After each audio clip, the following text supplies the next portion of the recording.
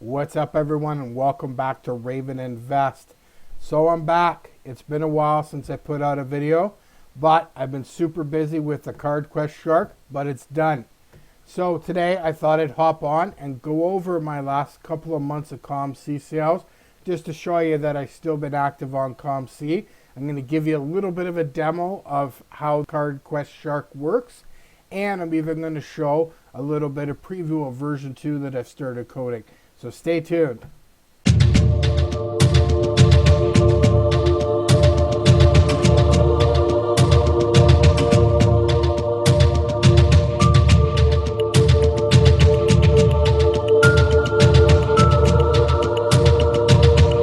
Okay, so welcome back. So you know what? Let's dive right into the sales and have a look at what I've been doing on COMC. It's been a while since I did a recap video, so I've kind of grouped 3 months of sales, January, February, March, into one recap. So let's have a look here. So first we can look on the COMC site here, and we can see what kind of my activity is. So January was the best month that I've had.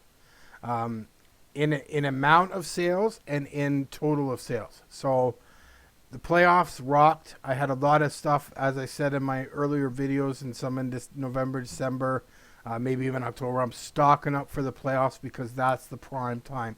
I mean, when you think about it, throughout the season, throughout all the weeks, you've got a handful of games on at a time. 6, 7 games on. A lot of games you're only going to be able to see in the highlights, right? So that's where you kind of want to concentrate on the guys that are making in the highlights, making the attention. The prognosticators on the NFL channels are talking about these players. But in the playoffs, everybody is watching one game. Everybody who loves football watches one game, right? No matter if your team's playing, it's playoffs. Everybody finds an excuse to watch it. So that's why a lot of my purchases are geared towards that playoffs. Yes, I'm going to sell some cards as I did in the beginning of the season in August and September, but January is going to be the month. As I said, everybody concentrates on one game at a time.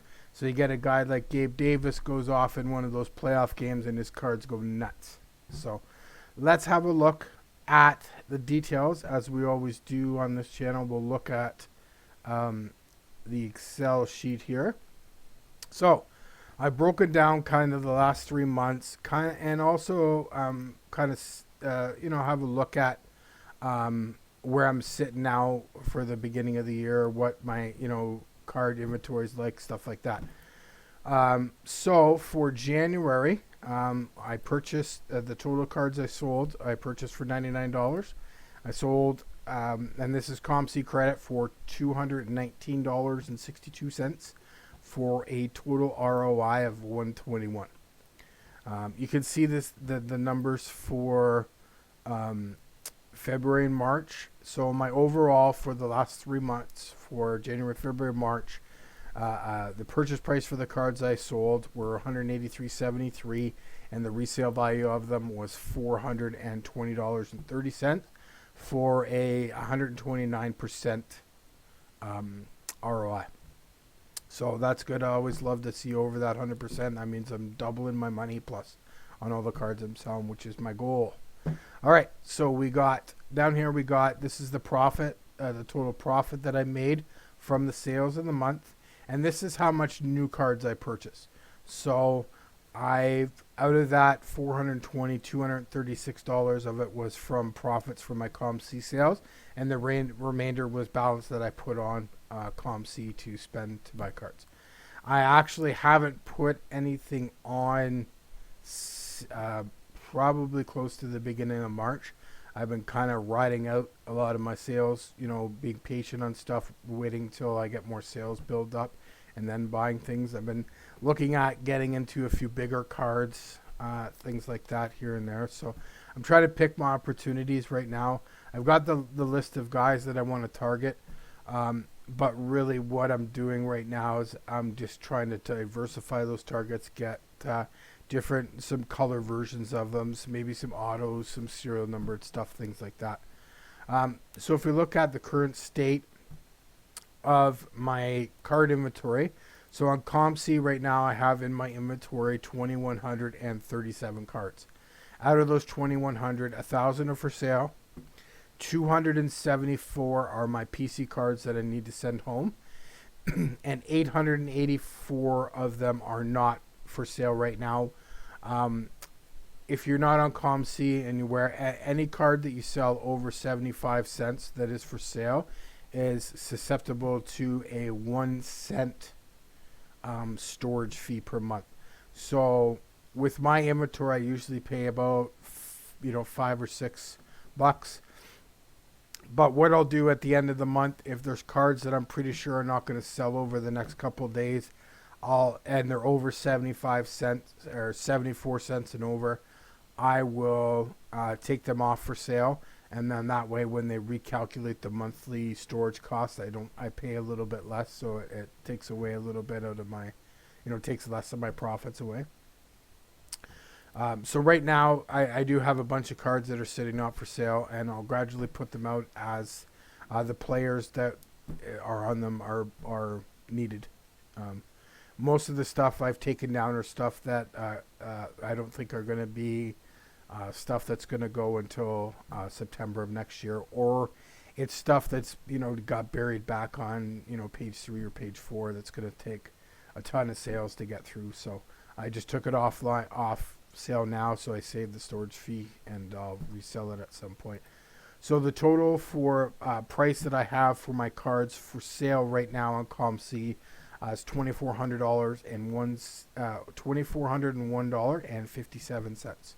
So if I was to sell every card instantly right now, that's what would the COMC, that's minus the 5%, because that's the sale price anyway.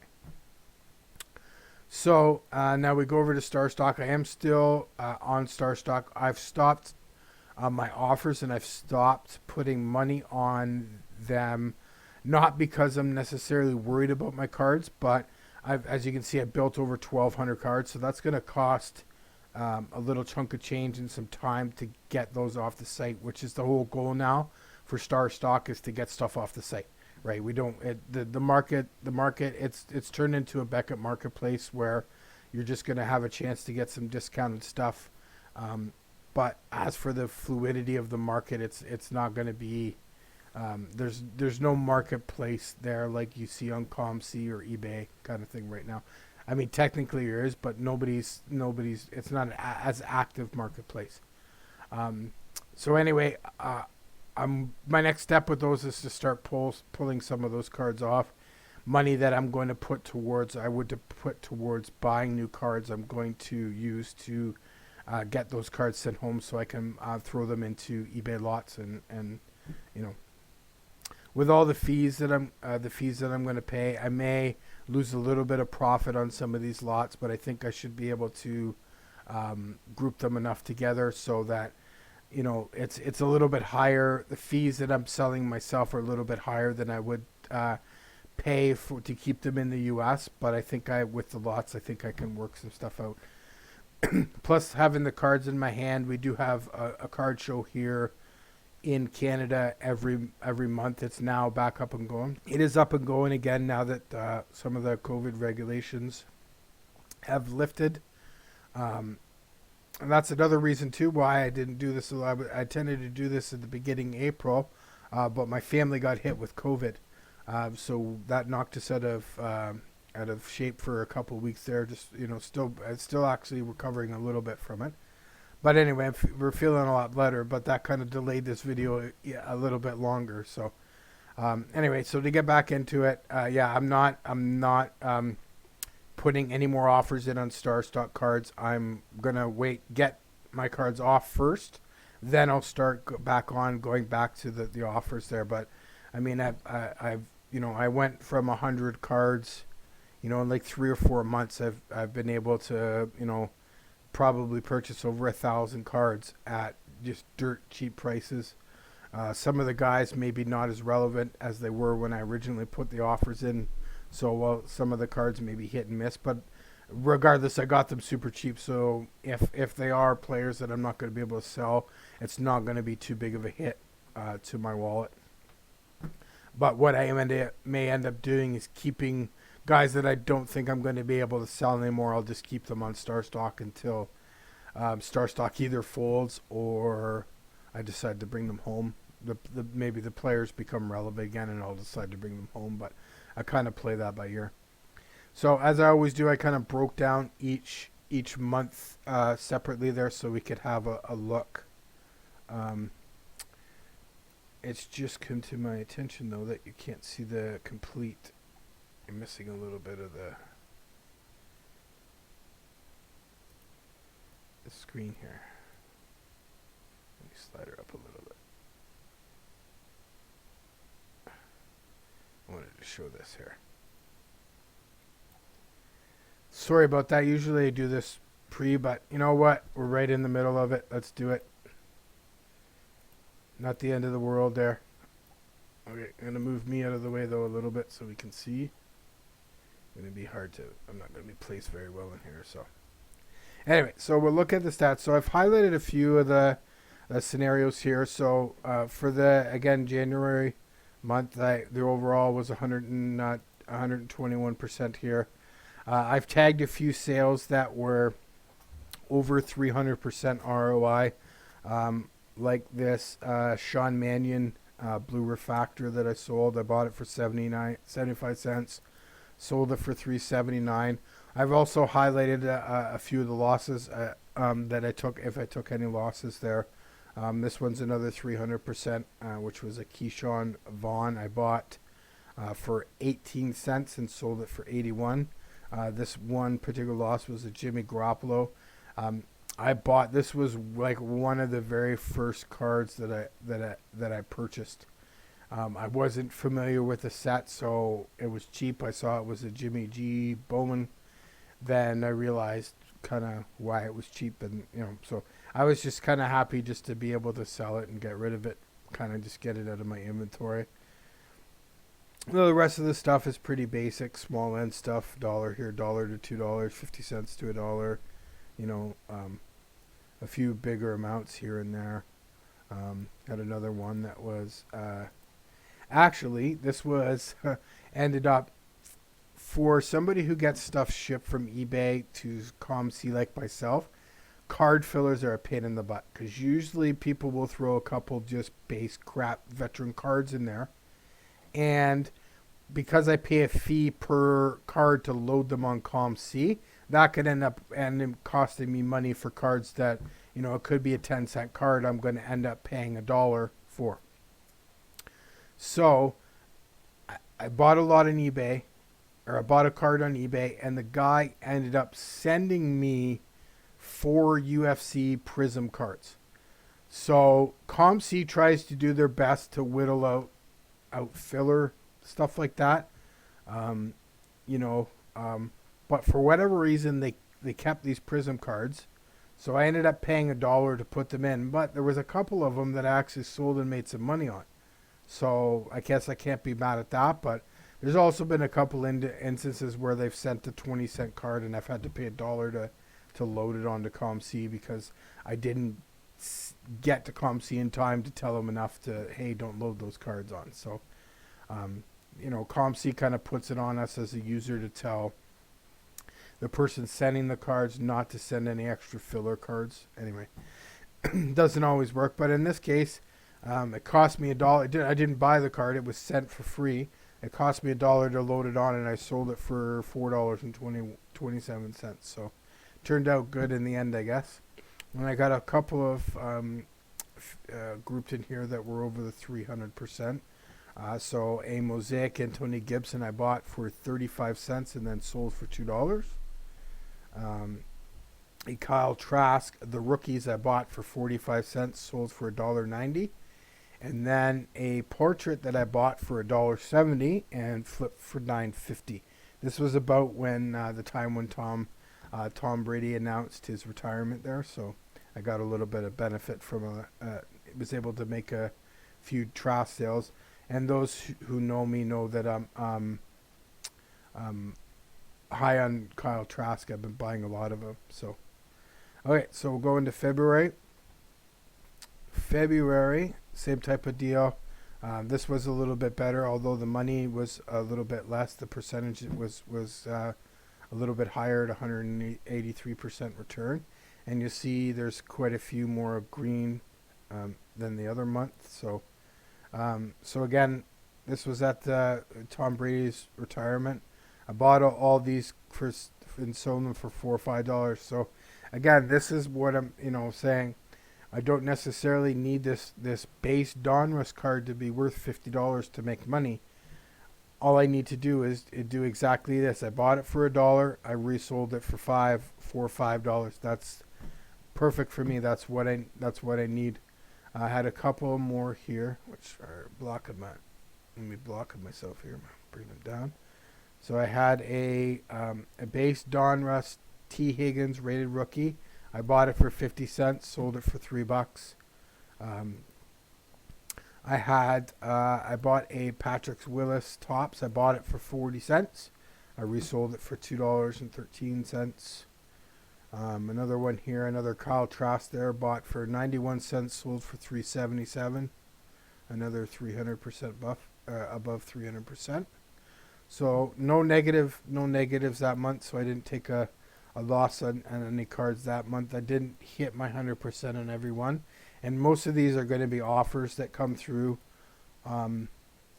or cards that I just they were all grouped together. Like with the Kyle Trask cards, I have like 50 of them, so I may have put a few of them in there that weren't as the full 100% return there. So all right, so we'll have a look at March, and again, not as much green, obviously. Only the one green, but no red, so that's good. So I got, this is a score rookie. Never mind. Nope. Yeah, the score rookie. No, it's not. Never mind. Okay, I'll get this right eventually. Okay. So it was the Donruss, the rookies. Kyle Trask was my over 300% return sale. I bought it for 45 cents. Sold it for $1.90. So as you can see, like I'm still selling all these, most of these are like base cards and stuff, like I sold a bunch of Jerry Judy Prisms here. Nothing major, I doubled my money on them, They're not big amounts, but I'm making the percentage and that, as you know, from being a subscriber to my channel for a bit, that's the kind of goal that I look at is the percentages. Now, if we look at some of the purchases here, we've got lots of purchases, 531 purchases in the last 3 months. But they're all 10 cent, 20 cent, 90 cent, $1, $2 here, $5 there. Not $5, sorry. I don't buy many $5 cards. I was just got caught up in the repetition of the numbers there. So again, so I'm very happy with it. Again, I'm not quitting my job. I'm not doing this full time or anything like that. This is fun for me to use some analytical skills that I have and some background in fantasy football and stuff like that to have some fun and make a little bit of money in the meantime. So all right, so now that we've gone over the review, let's have a look at what's been keeping me busy for this whole time. All right, so I got my baby loaded up. Let's take a look at the CardquestsHark. Okay, this has been something I've been working on for the last 8 months with Andy from the Fantasy Football Card Quest.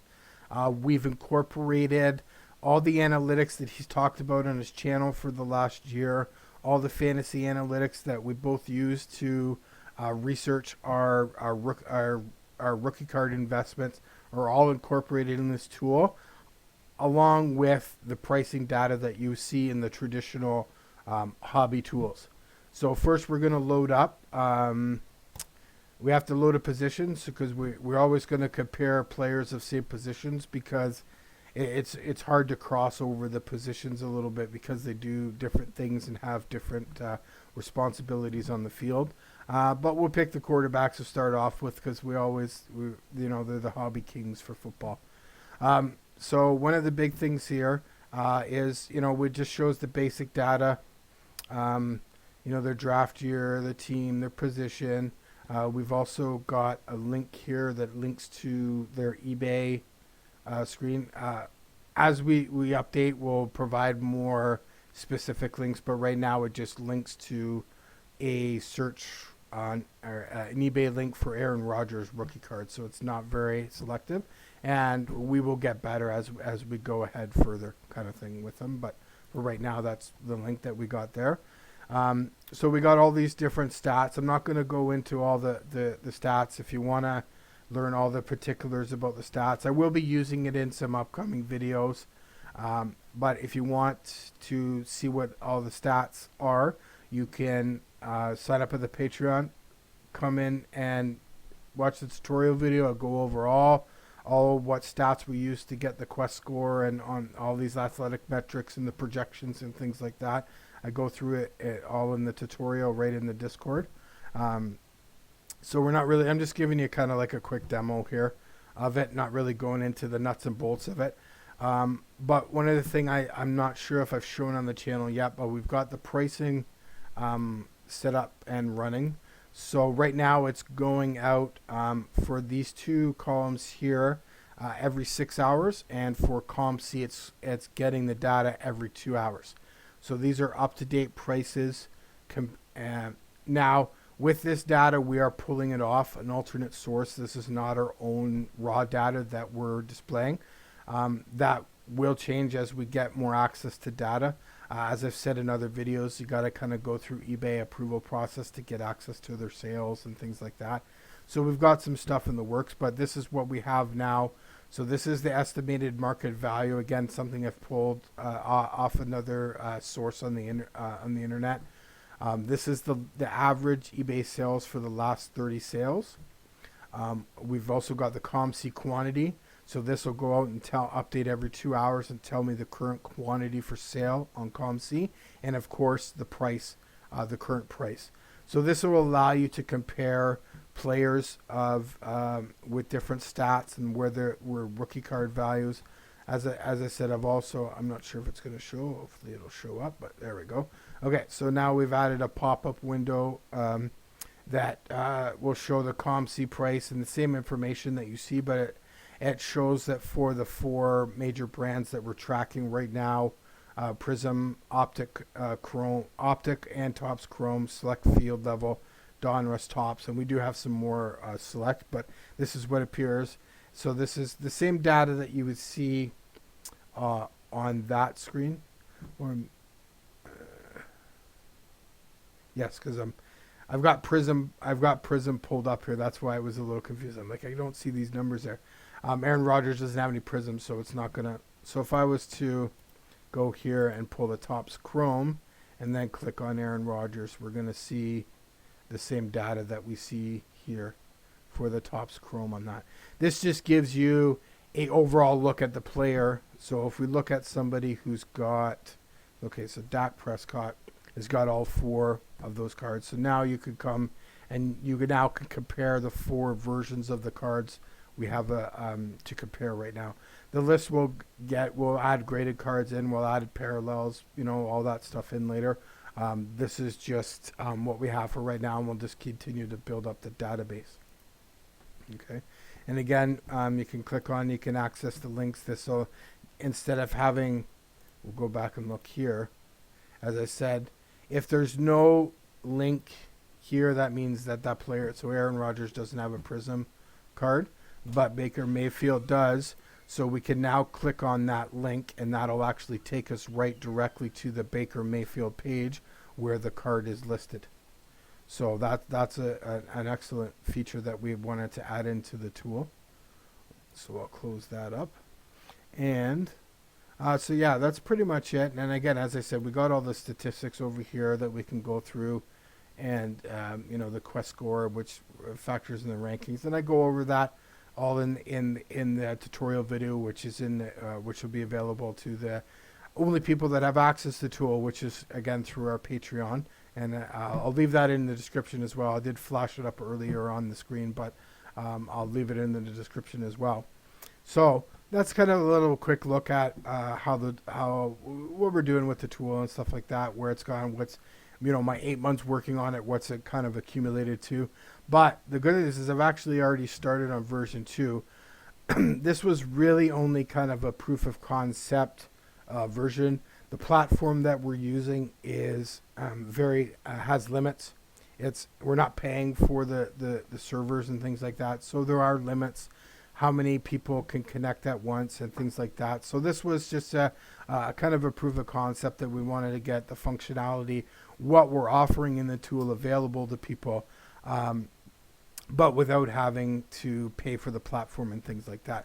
But because of the growth of the Patreon and the viewership of Andy's channel, which is where you get access to this, I've already started to code version 2 to kind of, I wanted to put a few updates in this version, but the way that the growth is going with how many people are getting access to into the Discord and into the Patreon and stuff like that, I felt it was something that we needed to move forward with now.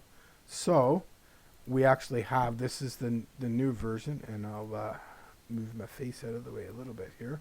So I haven't got a ton done with it. This is a little bit of a different technology. I can use the same logic that I had with the other program, but it's a little bit of a different language and a little bit of a different setup. And again, as I said, I'm learning as I go with this. So we can do the similar things that we can, do with the other one. When I want to sign up, you come, to the home page, you can sign up, you can log in.